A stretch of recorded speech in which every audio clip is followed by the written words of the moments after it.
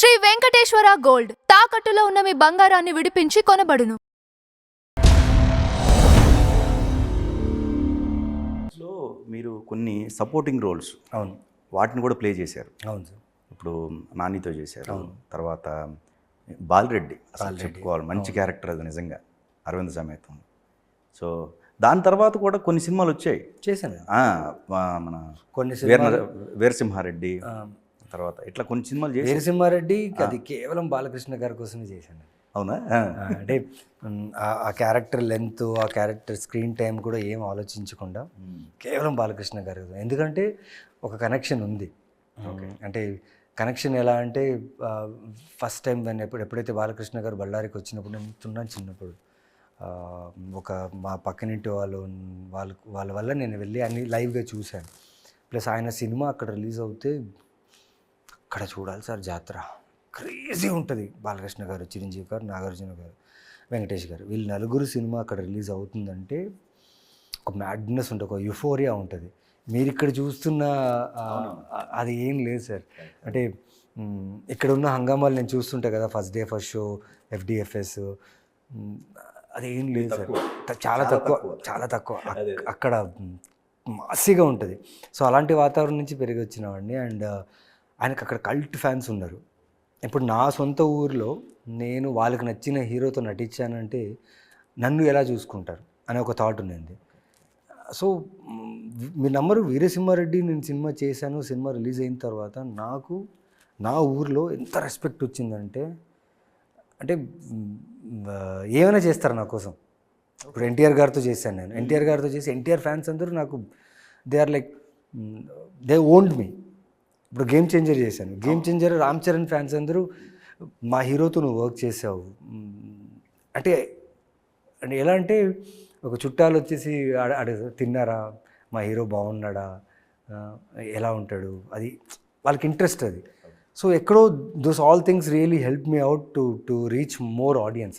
ఇప్పుడు అంత పెద్ద యాక్టర్స్తో చేసేటప్పటికి ఇప్పుడు నేను చేసే మీడియం బడ్జెట్, చిన్న బడ్జెట్ సినిమా ఎంతమంది ఆడియన్స్కి రీచ్ అవుతుందో నాకు తెలియదు. బట్ ఇంత పెద్ద యాక్టర్స్తో చేసేటప్పుడు రీచ్ ఎక్కువ ఉంది. ఆ రీచ్ వల్ల నేను చేసే సోలో సినిమాలు కూడా వర్కౌట్ అవుతుంది. So in that way it worked.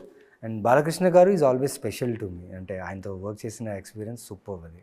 So Balayya Babu గారిది ఓకే, మరి దేవదాసు ఎట్లా ఒప్పుకున్నారు? అది కూడా తక్కువ ఇది కదా. దేవదాసు ఆ టైంలో సినిమాలు లేవండి నాకు.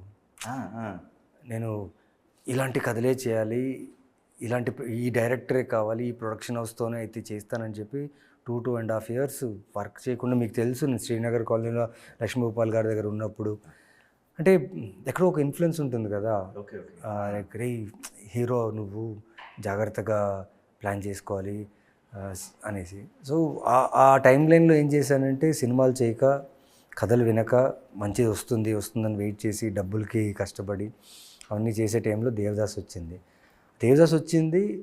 వచ్చినప్పుడు ఓకే రెమ్యునరేషన్ అవన్నీ వచ్చి నాకు ప్రాబ్లమ్ సాల్వ్ అయ్యే కైండ్ ఆఫ్ రెమ్యునరేషన్. అందులో కూడా ఒక సెంటిమెంట్.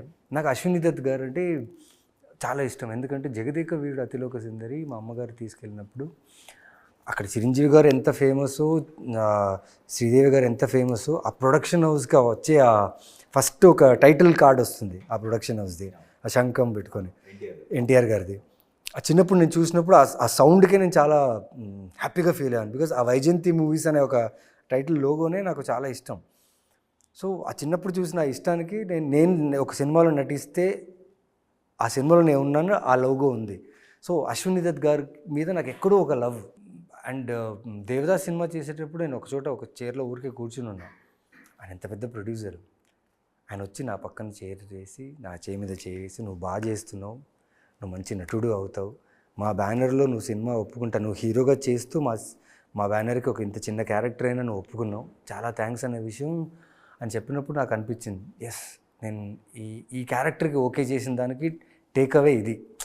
అంటే ఏ బ్యానర్ అయితే నేను ఆ బ్యానర్ లోగో చూసి నేను చిన్నప్పుడు ఆనందపడ్డాను, ఆ సంస్థ అధినేతలకి the owner of that banner నాతో కూర్చొని మీరు మా సినిమా చేస్తానని ఒప్పుకున్నందుకు థ్యాంక్స్ అని చెప్తే నేను ఇంకేం చెప్తాను సార్.